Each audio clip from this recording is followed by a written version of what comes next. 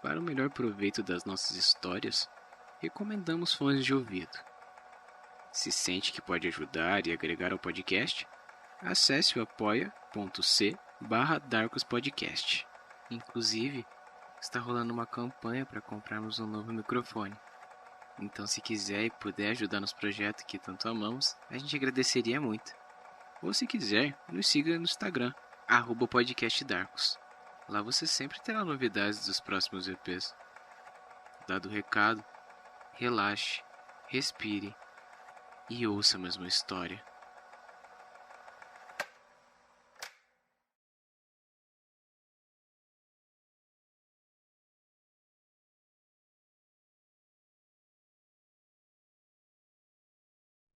Contos de um Necropsista, parte 1. Escrita por Matheus Souza. Participação especial: Dom Belisário do Fogueira Assombrada.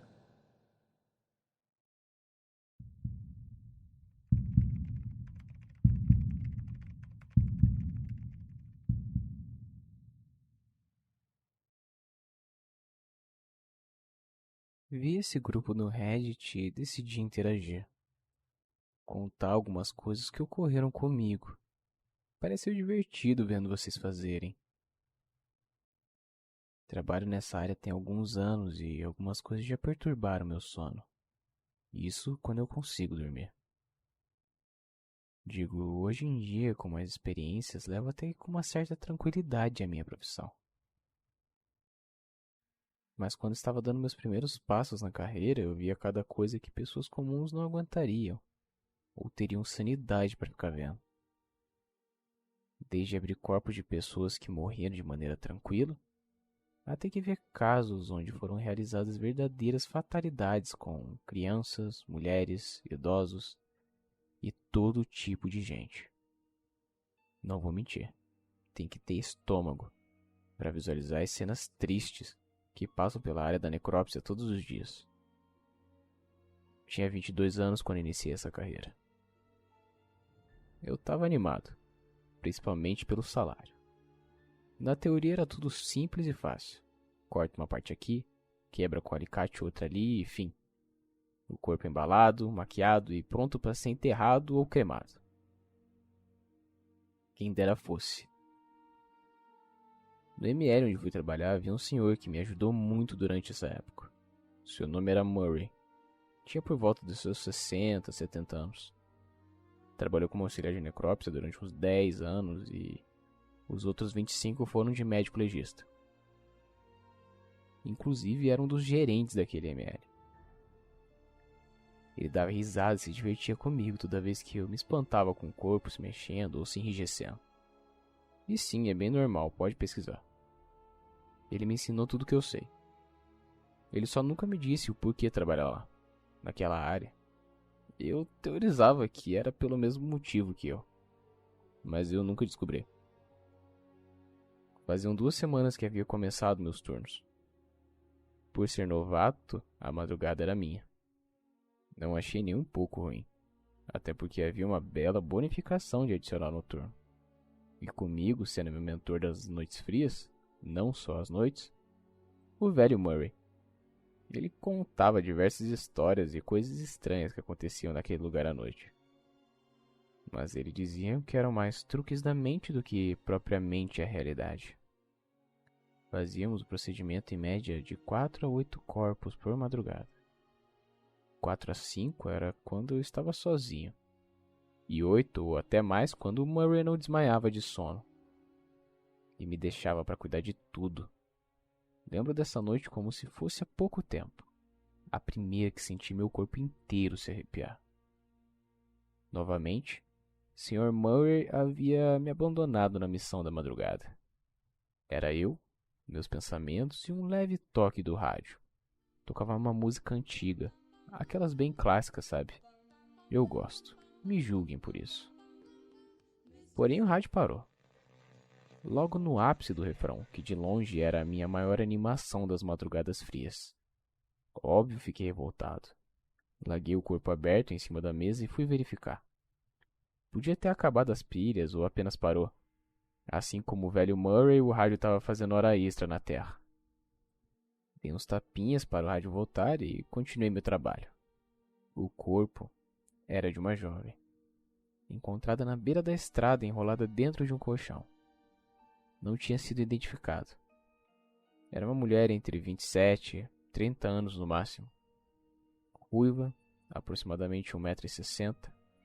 Muito bonita, aliás.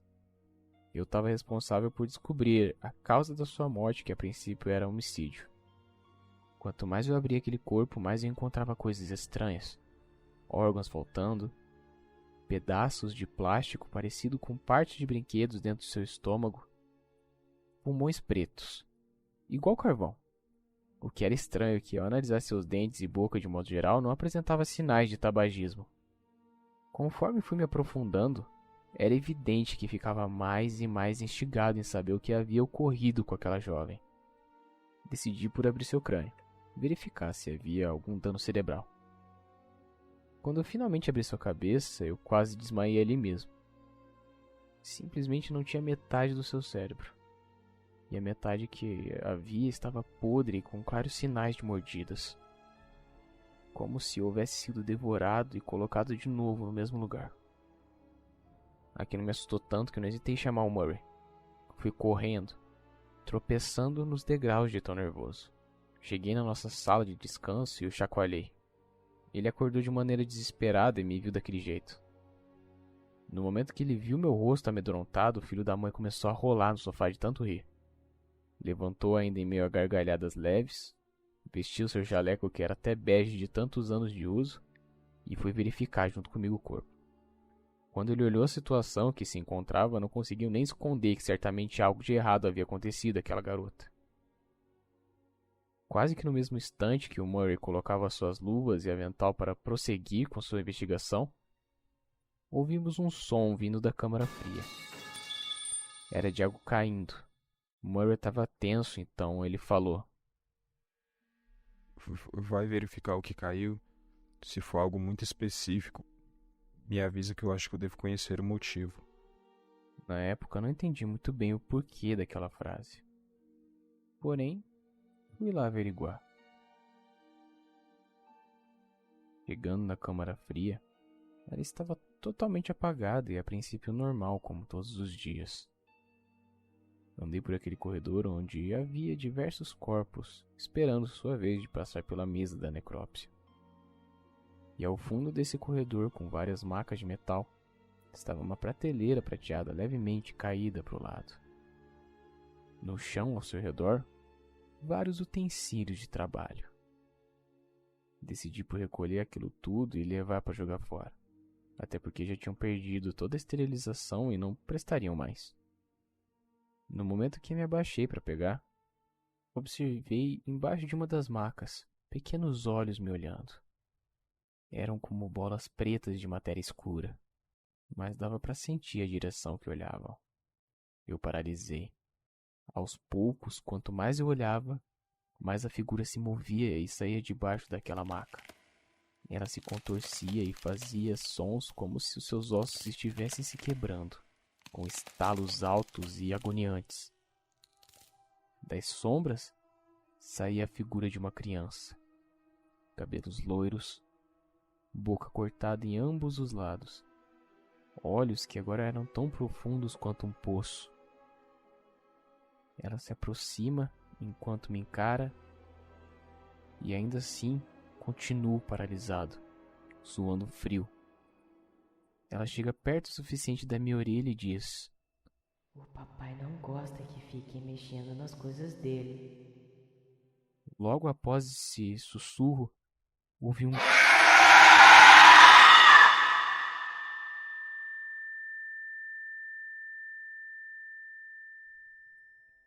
Quando acordei, já haviam se passado, suponho que 1 hora ou 2. Já me encontrava no sofá da sala de descanso. Na minha frente, sentado numa cadeira, ao lado da nossa antiga TV de tubo, o Murray. Conversei e expliquei o que tinha acontecido. Ele riu, balançou a cabeça e, para minha surpresa, falou: Essa que você viu é a Rebecca. Ela morreu há muitos anos. O padrasto abusava dela e a mãe sabia, porém não fazia nada. Quando a Rebeca tentou fugir, seu padrasto a matou, cortando ambos os lados de sua boca, e ainda jogou num rio. Eu mesmo fiz a necrópsia do corpo. A mãe foi condenada à prisão perpétua e o padrasto à cadeira elétrica. Mas não se preocupe com ela, ela é um espírito dócil.